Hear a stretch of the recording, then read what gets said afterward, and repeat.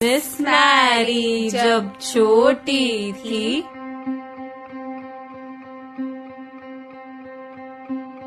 Miss Mary जब school गई,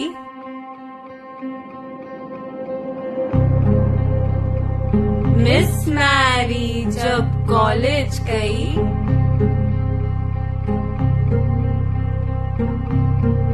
miss Mary जब ऑफिस गई,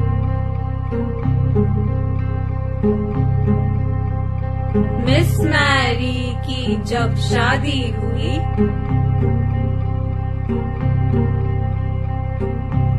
मिस मैरी जब बुढ़ी हुई,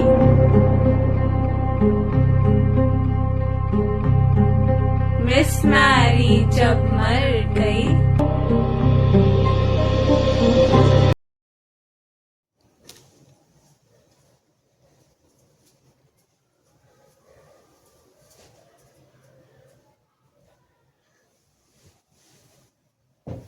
हाय मैडम, स्वागत है आप सभी का। आफ्टर अ लॉन्ग टाइम माफ़ी चाहता हूँ, पर इस बार कुछ अच्छा लाया हूँ, तो बने रहिएगा वीडियो में और ध्यान से जरूर देखिएगा। हाँ, अपनी बच्ची नहीं थी ना, इसलिए उस मिस मैरी के केस के बारे में जाने नहीं। हाँ, अपनी बच्ची नहीं थी ना, इसलिए उन चीखों के पीछे बेटी को अपना माना नहीं। उसकी आंखों में डर हॉस्पिटल में भी था जब वो तड़प रही थी, पर समाज और कानून को डर जरूरी लगी नहीं। हाँ, हुआ था उसके साथ दो व्यवहार, पर तसल्ली बस इतनी सी थी कि वो लड़की अपनी सगी नहीं। दर्द तो हुआ था उस समय उस जान को, वैसा दर्द हर महीने एक लड़की को अपने 7 दिन तक होता तो था। लेकिन जब सुनी मैंने 6 महीने से लेकर 60 साल तक के दर्द के पीड़िताओं की कहानी, तब मन में एक सवाल आया कि मेरा देश का कानून आज ही ऐसा हुआ है या पहले से भी सिर्फ ये सोचा था। भगवान की बनाई हुई वो बेटियों की बात आई तो कानून और इसके अंदर चलने वाले लोग बड़ी गहरी नींद में सो गए। लेकिन जब बात आई इंसाफ मांगने की तारीख की, तो बहुत से लोग महाकुंभ की भीड़ में जरूर खो गए। उसका कसूर सिर्फ इतना था कि गलत जगह और गलत वक्त पर वो मौजूद थी। ना नाम याद रहा और ना चेहरा याद रखा किसी ने, क्योंकि कहानी तो सिर्फ एक छोटे कपड़े के बहाने में ख़त्म कर दी थी। अगर सेलिब्रिटी की लड़की होती तो शायद शहर जल जाता, न्यूज़ चैनल दिन रात चलते, पर आम इंसान की लाडली थी, इसलिए हुआ नहीं कुछ विशेष। बड़े लोगों की बेटी होती तो कानून भी जरूर चल जाता, पर यहाँ सिर्फ एक लाइन लिख के छोड़ दिया कि केस विल अंडर प्रोसेस। यहाँ डर सिर्फ रात या छोटे कपड़ों का नहीं, उस गंदी नज़र और हैवानियत की सोच का होता है जो हर वक्त जिंदा जरूर रहती है। और यही फ़र्क है आज की लड़कियों के टेस्ट इशू का, क्योंकि गलत सोच किसी के चेहरे पर नहीं रहती है। यहाँ लोग सवाल उसके कपड़ों पर उठाते हैं, पर कपड़े फाड़ने वाले पर नहीं। यहाँ सर्टिफिकेट हमेशा लड़की से मांगा जाता है, लेकिन इसके ऊपर किसी ने आज तक बात करी ही नहीं।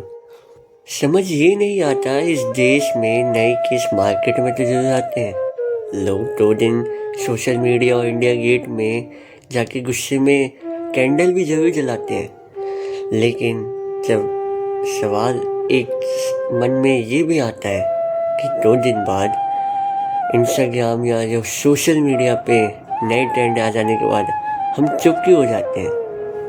वो पल धीरे धीरे नहीं आता, वो अचानक टूट के गिरता है, जब एक नारी की इज्जत और उसका स्वाभिमान टूट के बिखरता है। हाथ कांपता है, आवाज़ गले में अटक जाती है, चीखने का मन तो करता है उस मंजर में, लेकिन क्या करें, वो मंजर इतना दर्दनाक होता है कि आत्मा भी शरीर छोड़ जाती है।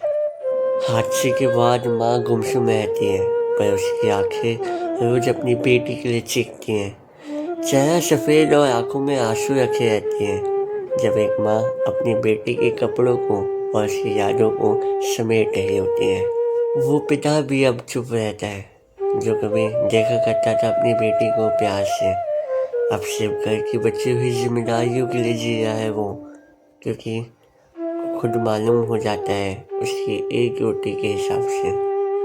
भाई भी गुस्से में मन ही मन चलता है, लेकिन कुछ तोड़ नहीं पाता।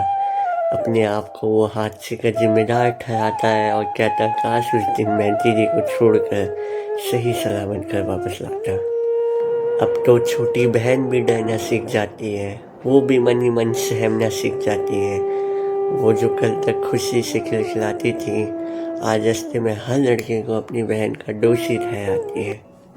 मैं नहीं बदल पाऊंगा इस दुनिया की सोच को, यही कहूँगा करनी होगी तुमको खुद की रक्षा, क्योंकि एक हादसे के बाद कई लड़कियां डर के होती हैं। और अफसोस कि ये कलयुग है, यहाँ कोई किसने रक्षा करने नहीं आते, ना इस देश की सभा शर्मिंदा होती है।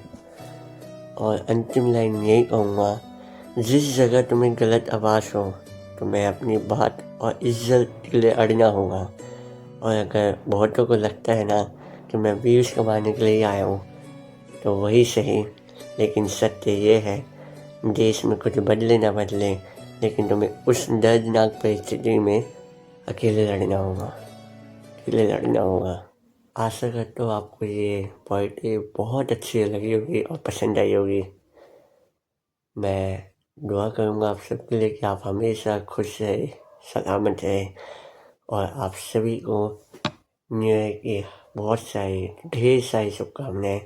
महादेव आप सभी के हमेशा रक्षा करे, हमेशा आपके ऊपर अपना आशीर्वाद बनाए रखे। हर महादेव। मिलते हैं अगली वीडियो में। जय श्री राम। हर महादेव।